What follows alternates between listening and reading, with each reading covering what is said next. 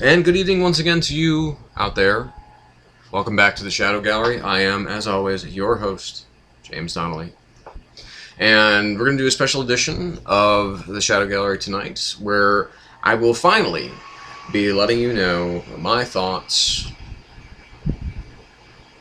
Spoiler alert. We'll just call it the spoiler alert. On The Dark Knight Rises. Now, I got back tonight from my second viewing of it in the theater, and this is really, after the second viewing, I got a better sense of everything that was going on. It was a quieter audience, so and also seeing it for the second time, I was actually able to, of course, kind of telegraph some moments and still be very into it, but also kind of notice where the film does not come through in certain aspects, and of course reinforces where it does. And I have to say, upon second viewing this film, I have to say that this is. That the ranking of the films has really gone from The Dark Knight, The Dark Knight Rises, Batman Begins. This is not discounting any of the work done on Batman Begins, nor is it holding The Dark Knight up on a pedestal either. Because while it's not really a flawed film, almost at all, they're all flawed. I think that's part of the issue here. Part of the issue that people seem to be having, the negative reviews that I've read of The Dark Knight Rises and the negative takes that I've seen on them all seem to kind of be complaining about the same things. So, for those of you who don't want it spoiled, you can stop. I'll tell you when you can stop watching. So basically, if you don't already know, we have in this film Bruce Wayne has been basically living in semi-seclusion and hasn't been the Batman for 8 years at pretty much the start of this film. I should say the real beginning, because there is kind of a preface of this film which does harken back to the Dark Knight, and it seems to take place almost at the end, basically of the probably during the funeral for Harvey Dent, in which Jim Gordon, again played beautifully by Gary Oldman in this film, really he's again espousing the virtues of this man, and is kind of called upon to do it again at this big fundraiser, or just it's I'm not even sure exactly what it is. It just seems to be kind of a banquet in honor of this 8 years ago to the day that that Gotham City enacted the Dent Act, which basically cracked down on organized crime in to massive quantities. They've locked up about 1,000 criminals, all members with all ties to organized crime, and they've been holding them without parole. And this, of course, has made the streets a lot safer, but there's this discontent that's running through things. Now, of course, at this same gathering, we are introduced to Selina Kyle, played really, really, really nicely by Anne Hathaway. And she basically breaks into Bruce's his safe. Well, his upstairs safe anyway, and because we're back at Wayne Manor, so it's been rebuilt brick for brick, and Bruce is living there, and there's this talk of him being kind of that he's maybe disfigured, or that he's like a Howard Hughes recluse, where he's just peeing in mason jars, and he's growing like 8-inch fingernails and everything like that. Um, but she's kind of the catalyst. She is ultimately the person that kind of kicks this whole thing off, because it does involve basically him, Bruce, kind of putting himself to the test again to find out exactly what she wanted, because she steals ultimately his mother's pearls, the fateful pearls that essentially got both Martha and Thomas Wayne killed.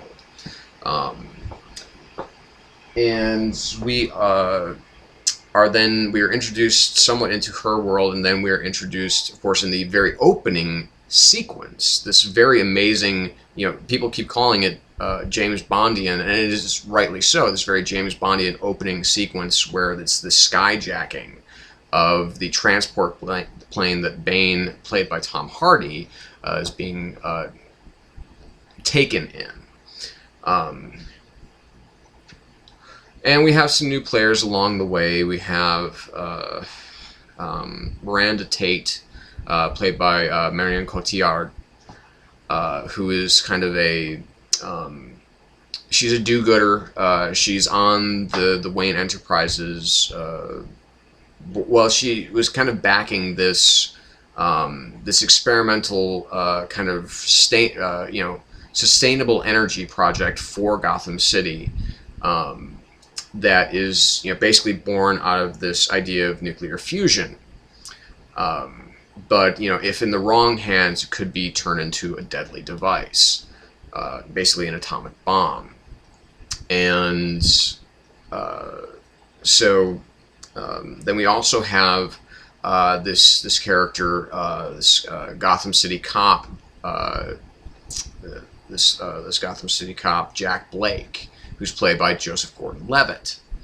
And he is an orphan like Bruce. And he is very much he's very much an idealist. He's kind of the mirror that we hold both Bruce and Gordon up to. It's kind of the mirror that's held up to these characters, saying that they can still do great things and be great people once again. And then, of course, Bane arrives in Gotham City, and through a series of completely devastating actions, everything goes to hell. And he essentially defeats Batman, who Alfred basically, with through the advice of well, not the advice per se, but is kind of told by Alfred, again being reprised here by Michael Caine, is basically being told, I don't want to bury you. You are, I've buried too many members of the Wayne family, and I don't want to bury you. You're not Batman anymore. You can't do this. This is a new kind of, terror.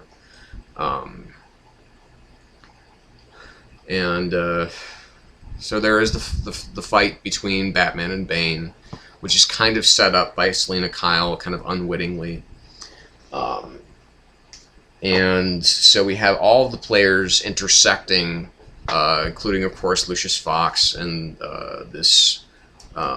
these ambitions to take over Wayne Enterprises that Bane, or at least to bankrupt Wayne Enterprises by Bane. So all of this, of course, gets him back in the game, but also gets him broken. He had already been broken sort of in spirit, which is why he hadn't been Batman for 8 years. And has kind of locked himself away. A lot of this has to do with the death of Rachel Dawes, but is not discussed, but also what I believe is happening here is that he's a hunted man. He took the blame for the deaths of Harvey Dent and the murders that Harvey Dent committed, so that Harvey's reputation could remain untarnished. And this has led to kind of this kind of self-perpetuating lie that is being forced upon Gotham's people. and ultimately there is basically a war between good and evil. It really, I mean, that's really the crux of it here, is that, you know, Bane and Batman, you know, eventually collide again, of course, and literally the Dark Knight rises in a couple of different ways and a couple of different you know, in a couple of different ways, both physically and I should say both figuratively and literally. Christopher Nolan, from a filmmaking standpoint, has completely outdone himself. He has made something that is absolutely gorgeous and epic in scale. This is when he, in earlier interviews prior to the film's release, he was talking about that, you know, he was really kind of harkening back to very early film, not even, you know, the talkies of the 30s, but to silent films. You know, for, you know, D.W. Griffith and so on and so forth. He wanted kind of each picture to tell a story, so that it could almost be, and it really is, it could almost be a silent film. But, you know, he and Jonathan Nolan have written, you know, they wrote such a terrific script. The people who come on board here have, you know, really, you know, particularly Anne Hathaway and Joseph Gordon-Levitt absolutely shine with their roles. They're just wonderful. And of course, you know, Tom Hardy doesn't seem like he has a lot to do other than be kind of a one-dimensional villain, if you want to look at it that way. But there's more to him. And, you know, just seeing him kind of in this, you know, in this whole getup where, you know, he's got the mask and he speaks like this, and, you know, but it's almost like this. It's played to great effect. He is a terrifying villain, and he's not, you know, as charismatic or as magnetic as Heath Ledger was as the Joker. But that has a lot to do with the physicality of Ledger's performance, as much as it does the actual, you know, the lines that he speaks, the things that he says, the way that he acts. With Bane, we are kind of robbed of being able to see his face and to see, or just at least to see his mouth. And that's, you know, that's a very important thing. And I mentioned this, those of you who saw my Amazing Spider-Man review, people love to watch our superheroes emote. So wearing a face mask, you know, that's why, you know, Peter Parker seems to be taking off his mask all the time, because we have to see him emote. We have to see his face so that we can understand what's going on behind the mask. And that's part of what the really cool thing is about Bane, is that you never see him without the mask, except for a moment near the end, where there's this massive reveal, and we see, basically we just see Tom Hardy, but it's literally for like 3 seconds of screen time, and that's it. But for the rest of it, we have just his eyes, and his eyes are, they're almost always on the verge of, it's almost predatory, the way that he looks and scans for people. It's just, it's a really remarkable performance, despite the fact that, you know, we don't have the, you know, we just have his eyes and his body language to work with. And he's this great hulking monster of a man. And so, I mean, he's, you know, he's just great. And, you know, Hathaway has, you know, just, you know, she has a very kind of sublime and subtle femme fatale beauty and grace with her physical movement. She plays the role of Selena Kyle to great effect in a very realistic way. Um, and she's just she's sexy, she's playful, she's everything that you expect to see from Catwoman, and she's almost always looking out for number one, and that's almost always going to be her. um, but then of course, like I said, we have Joseph Gordon-Levitt as John Blake. And he's just, I think I called him Jack Blake before, I'm sorry. But, he's, again, kind of proving, like, I remember seeing the film Brick. I don't know if you've seen that film by Rian Johnson, who directs Levitt in the upcoming film Looper, the kind of time travel assassin film that's with him and Bruce Willis. A Brick is basically it's an like an old school film noir, but set in a high school. It's a fascinating and an extremely smart film, and he does an amazing job in it. And this is just but he's been doing great work all the way through. Like in 50/50, which I thought was a very underrated film. It's a great movie, and he's just fantastic in it. So, I mean, he's becoming one of the younger generation's more powerful actors. And Marion Cotillard, she admittedly has, of all of the newcomers, has the least things to do. But when she does them spot on. Because unfortunately the character of Miranda Tate isn't very developed. We get that she's there to be kind of this, kind of this do-gooder and kind of a romantic, love interest for Bruce Wayne, and both of those things are fulfilled pretty early on. So it doesn't seem like she has very far to go with that. But like I said, when she does hit the beats that she needs to, she hits them extremely well. So,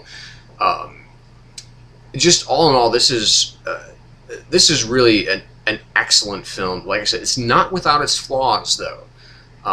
There are certain, like I said, the biggest flaw of the film that I would say, and for a film that is 2 hours and 40 minutes long, you would think that this shouldn't be a flaw, but it is. And that is, there is almost too much story for one film. And these story elements, they take away from some of the character moments that we could have. So it's really,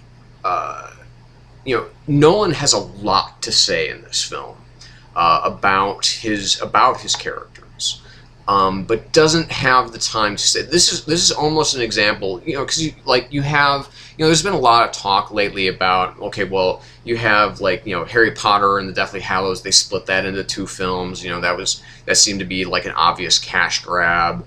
Peter Jackson just recently announced that he was going to be splitting the second part of The Hobbit into two films, so that was going to be a trilogy as well.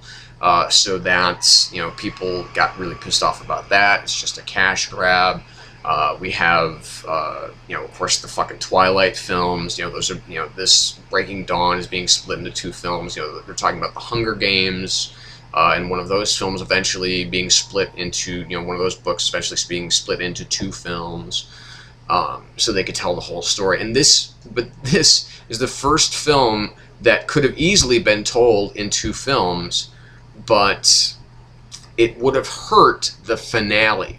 Because this is a trilogy of films, and it's a trilogy of stories, and that would have been too much. So some things are sacrificed in order to make room for the story that Nolan wants to tell in his final chapter of his own kind of Batman universe. Another big complaint is that it does veer more into kind of the comic book territory, because we have, for instance, we have this presence of a nuclear bomb, that seems very unrealistic to some people, and it's like, well, why, but this is, I mean, if you go back to Batman Begins, you have, this microwave emitter and this plot to dump all of these toxins into the water supply, all this fear toxin into the water supply, so that it can be dispersed in the air. I mean, does that sound like something not out of science fiction to you? I mean, it's a pretty big MacGuffin, but ultimately it still works. And so I think that part of the fault ultimately is with us. It's with the audience, because we have put a great deal of pressure on Christopher Nolan to top himself from The Dark Knight. And that's not going to happen. You can't get... Because as much as I love all of the characters and all the stories within The Dark Knight, and just everything that goes on in all of these other films, you aren't going to get another performance like we had with Heath Ledger. It's not going to happen. That is at its purest diluted form. That is the whole of The Dark Knight. If you don't have Heath Ledger as the Joker, you don't have the film doesn't work as well. I will put it out there right now. I'll say it. You don't have Heath Ledger, The Dark Knight is not that great of a film. But it is. I mean, it would still be great. It just wouldn't be the tip-top, very best comic book film that's ever been made. And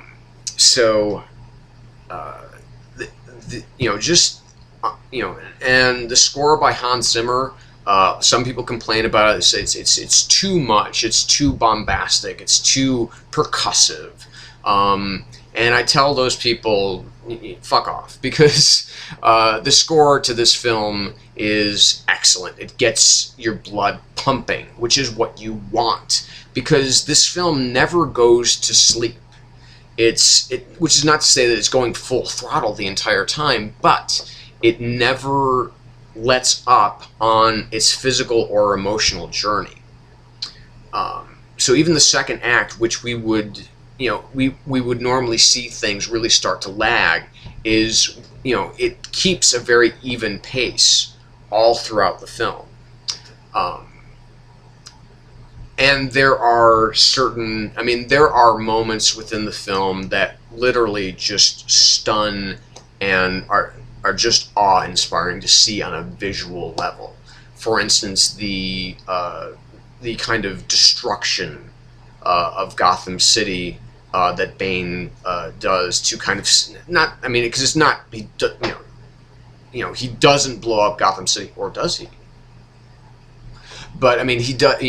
When he cuts off Gotham City to the rest of the world. So we basically have two, possibly three, character or comic books or comic book arcs going on here with this film. The most obvious, of course, being Nightfall, and the second seems to be.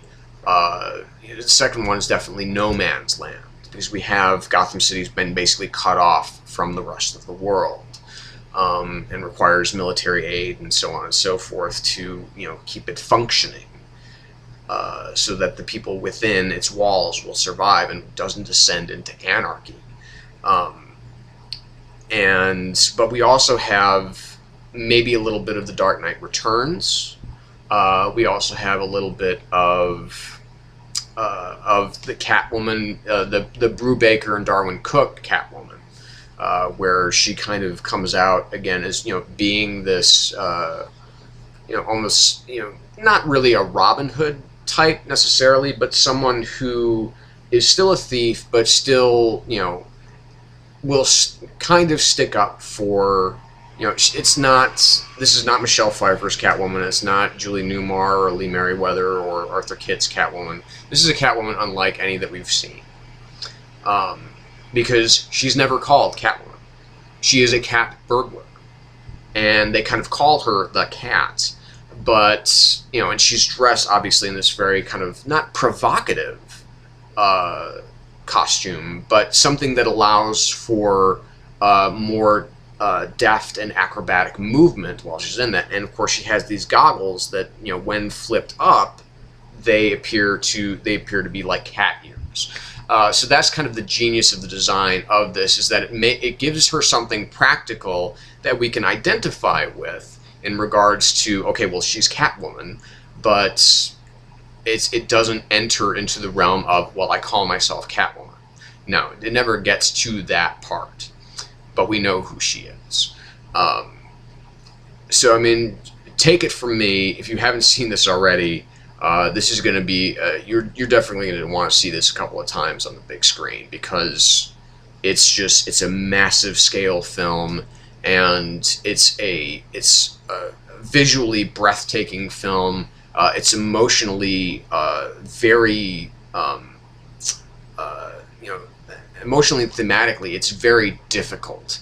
And I shouldn't say in the sense that it's difficult because it's bad. It's difficult because it's quite harsh at times, and the themes that it deals with are not the type of thing that you would see in summer entertainment.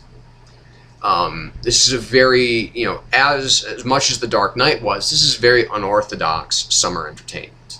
And I love that. I love the fact that these films, they're brave enough to say, you know what, we're not going for the lowest common denominator here. We're going to make a really smart story. It's going to be, you know, larger in scale, but it's not going to necessarily be, you know, just, okay, here's good guys, here's bad guys. I mean, because you have purists and stuff like that, like the Avengers. And the Avengers is a wonderful, awesome, breathtaking achievement of comic book, you know, superhero beauty. But this is a film that is, you know, I mean, it's essentially, these three films are kind of like a crime epic that happen to feature these very unusual characters. But this one does get more into kind of the superheroic territory than probably either of the previous films. You know, Batman Begins is really kind of, you know, was awesome because we finally said to ourselves, okay, somebody finally got Batman right. And then but when we look back at that, I think that we start to see that this is still Chris Nolan getting his feet wet, not just as a filmmaker, but also into the Batman universe. So the film, it's never dated. Every time it's on, I want to watch it. You know, I can easily sit through it. There are things when I do look at it, it's like, yeah, I'm not quite sure that I buy that part anymore. That's more of, it's still a great film. You know, there's no denying that, but there are moments that it does trip. Okay, so we can't hold these films to an impossible standard. So I think part of the onus for the negativity is on us and our expectations, and not to the reality of the film. So absolutely, after seeing this for the second time, this is easily a 5. You know, it's a 5 out of 5 stars, or maybe, you know, it's an extremely solid 4.5 out of 5 stars, but leans more towards 5. So that ends my non-spoiler review. So if you like it, hey, subscribe, thumb it up, thumb it down, tell me what you think. If you're willing to stick around for a little bit longer, please do, because those of you who have seen it, I definitely want to talk about this stuff with you. So if you haven't seen it before, or if you have seen it before and you do want to make some comments about things that happened in the film,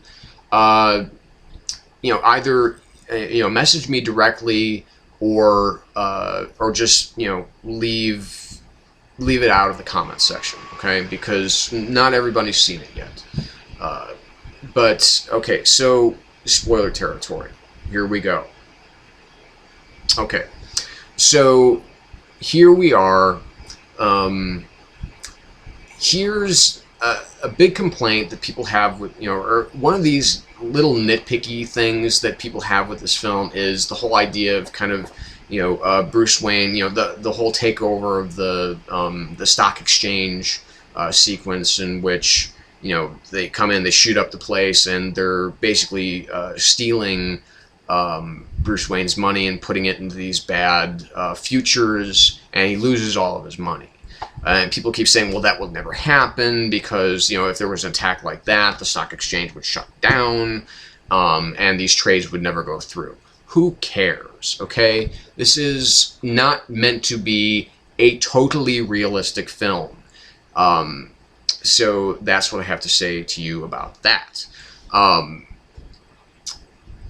Again, we have the Bat.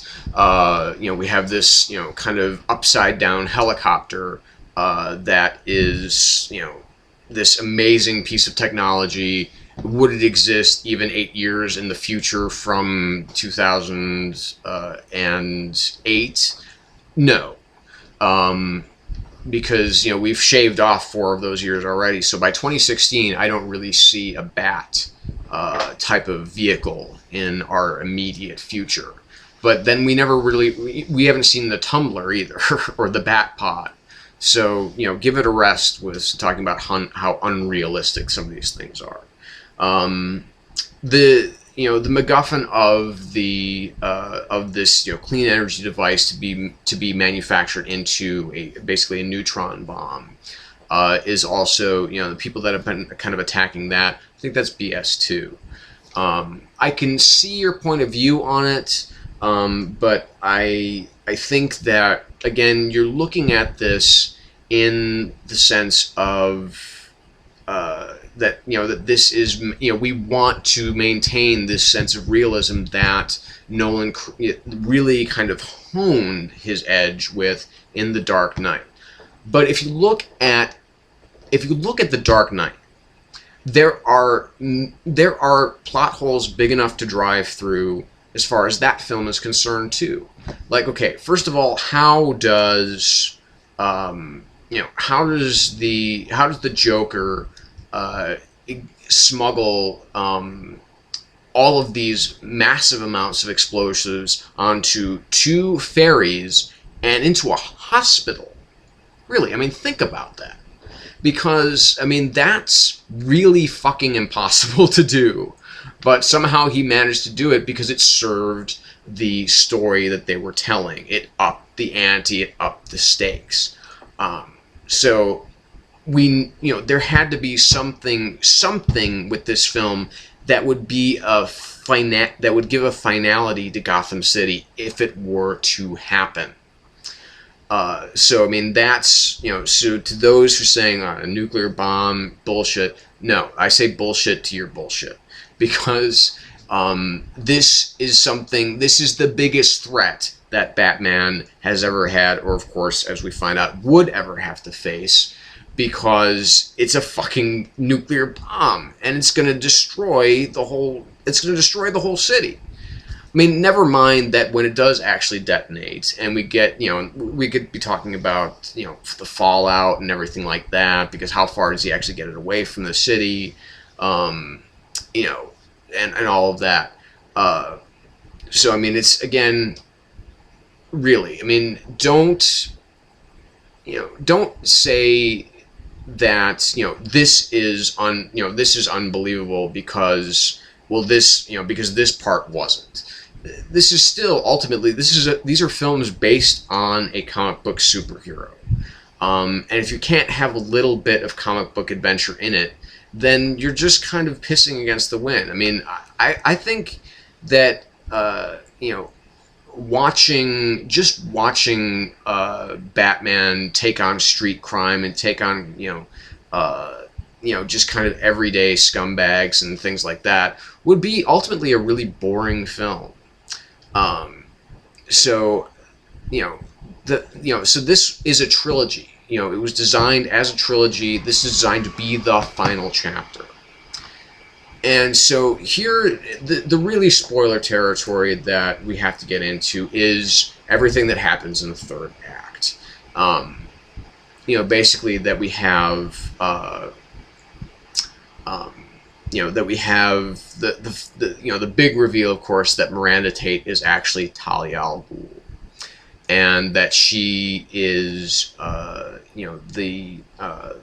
the child of Ra's al Ghul, who escapes the prison pit. I've even seen some people who have an issue that is not Santa Prisca. It's like, who cares? If you look into as Bane was developed over the years, he is not directly a part of the League of Assassins or League of Shadows in this particular case, but that he is very connected to Ra's al Ghul,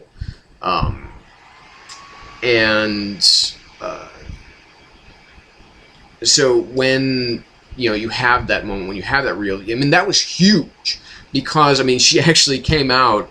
Marion Cotillard came out in the newspaper and in the media and said, "I'm not Talia al Ghul,"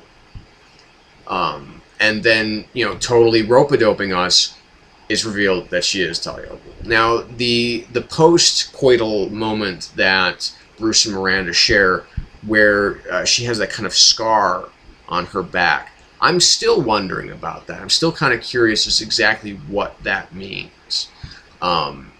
If that, because obviously that's not like a mark of the League of Shadows, or else Bruce would have recognized it, because he's the one that's kind of running his finger over it. So what does that mean? Because it's obviously not a throwaway moment, but it's kind of treated like one, and that is, again, it's another problem that we may have with the film, because of things are, character is being sacrificed for the sake of story, in a lot of cases. Of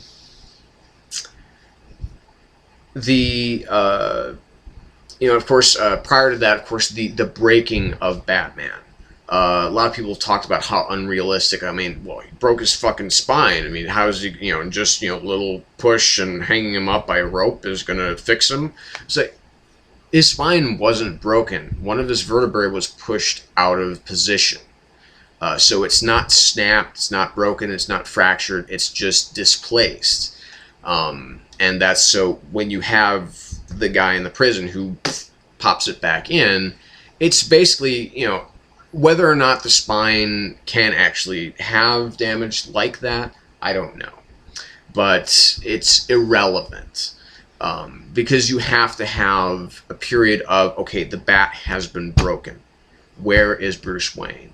What has happened to Batman? He's appeared, he fought Bane, he's gone. Is he dead? Do they know? No. There has to be a period which Bruce Wayne is not the Batman, because he has to learn, because it even goes back to the first film. Why do we fall? So that we can learn to pick ourselves up. And a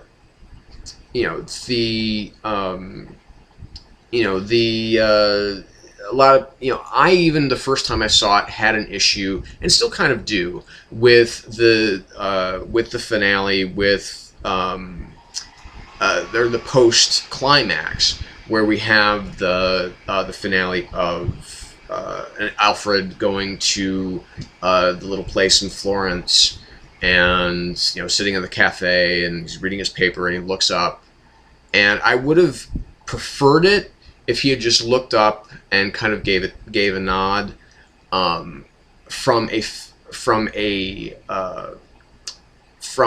film, a stand on its own film point of view. But unless you get that moment where you actually see Bruce and Selina together, kind of fulfilling Alfred's wish, you wouldn't get the same, again, the finality of, this is Bruce now living his life, now that he is free of having to be Batman. And that leads us, of course, to the next kind of subject of debate, which is that John Blake his real name is Robin, and that he essentially is kind of given the keys to the kingdom. That, you know, he is let in the back, and the moment in which he swings in on the rope, you know, through the waterfall into the back cave, gave me this sense of, yes, you know, that's so fucking cool, because the Dark Knight, as he says, it's, you know, when he's kind of saved, when Batman comes back and he saved John Blake from being killed. You know, he says that, you know, Batman, you know that you have to wear masks sometimes to protect the people that you care about, and he's saying that directly to Blake because he sees himself in Blake, and they see, you know, that's you know, they see each other in each other, and which is how you know, Blake was able to kind of divine that that Bruce Wayne was Batman. I mean, again, it's still a bit of a stretch coming early on in the film that he has kind of figured this out.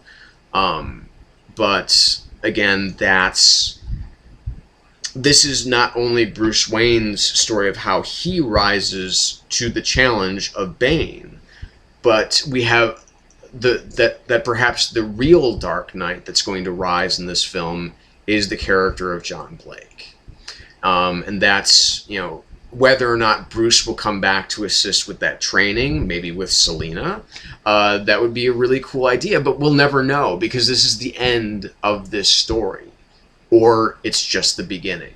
And that's one of the great things about this film, is that it ends the way that it should, with it being open-ended. We're not going to see any sequels to this film, because if Nolan's not going to do any more of these films, then there's no point. And it's just that simple. However, Warner Brothers is not going to let this rest. They've already, you know, been talking about, they're looking at perhaps doing a reboot by summer of 2016. And which direction it'll go in from there, I don't know, because we've had Burton's direction and Schumacher's direction, and now Nolan's direction. Nolan seems to obviously be the definitive Batman work, because it does resemble the, you know, most accurately the world that the Batman would inhabit if he were a real human being, but still having enough of the comic elements to, you know, say, okay, well, this is definitely a hyper real environment. And when people speak to one another, it tends to be not necessarily natural conversation piece, that people are kind of speechifying. That works completely in this film's favor. This is not meant to be a naturalistic film. So a lot of people, I think, really clung on to that idea, because the same kind of, you know, platitudes are spoken by a lot of the characters throughout all of the films, really. So I mean, it can't just be about, you know, this. It's not a, this is not like an Altman film or something like that. It's, you know, or I mean, because that's kind of stylized. But I'm just saying, this is not natural conversation. And so people seem to get down on that too, and I don't understand that point of view at all. But again, this is not just me being a fan of Batman and everything, you know, Batman here, but this is also me being a fan of film, and this is an incredible film. Any way that you slice it, that, you know, it's, you know, that it was planned to this level of execution, that it's this beautiful, that it's this, you know, that it's this, you know, to look at. You know, I'm hoping that when the Blu-ray comes out, that it will have, and it probably won't, but I would really love to see just an isolated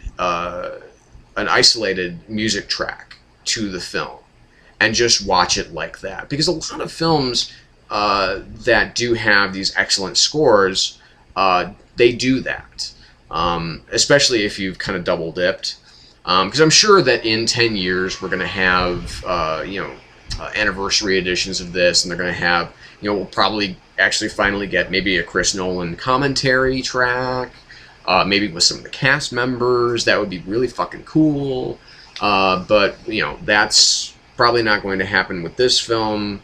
It's probably not going to happen anytime soon. So we'll just have to kind of wait and hope for that. But ultimately, what we have here, we have probably one of the greatest film trilogies of all time. I'm going to go on record and say that. Not because of my love of everything Batman, but because these are three incredibly strong films. And they are films that you can watch from beginning to end all the way through, not wanting to skip anything, and say, you know what, this is still just as effective as when I saw it in the theater, the day that it came out, or the week that it came out, or the month that it came out, whatever. This is a masterpiece of cinema. All of these films together. This trilogy deserves to stand up there with films like Star Wars and Indiana Jones and Lord of the Rings and your film trilogies. That's how important these films are. And it does, this film does not suffer the third film curse like most of them do. This is kind of like, if you kind of liken it to the Indiana Jones films. The first one is obviously the best. So it is different, but I'm just saying that the third film was better than one of the other films in the trilogy. Of course, we can't really call it a trilogy anymore, but I have officially kind of disqualified Kingdom of the Crystal Skull as being an Indiana Jones film, because it's not. This film wasn't even really directed by Steven Spielberg. It was directed by George Lucas. And if you can't smell his influence all over that film, then then you're not a fan of that series. So that's really kind of it as far as kind of the spoiler territory that I wanted to get into. But for those of you who stuck around for the entire review, this is really, it's an incredible achievement of filmmaking. This is not the it's not the ending that perhaps we needed, but it's the ending that we deserve. And that's how I'm going to end this. So again, if this is your first time here, thanks for coming by. Feel free to subscribe. If it's your first time, please feel free to comment, complain, criticize. But like I said before, there are people out there who have not seen this film. If you want to talk about something specifically spoilerish, please do, hit me up. Send me a message through YouTube. I'll be happy to answer it. Again, thank you for watching. Of course, stick around for this upcoming Monday night, where I will be having my Shadow Gallery New Comics Bitches review. I'll be reviewing the comics of the week. So, if you're into comic books and you're liking them, please stay tuned. I review a lot. So, again, thank you for stopping by. This is James Donnelly from the Shadow Gallery, signing off and reminding you, again, always to remember to stay in the shadows.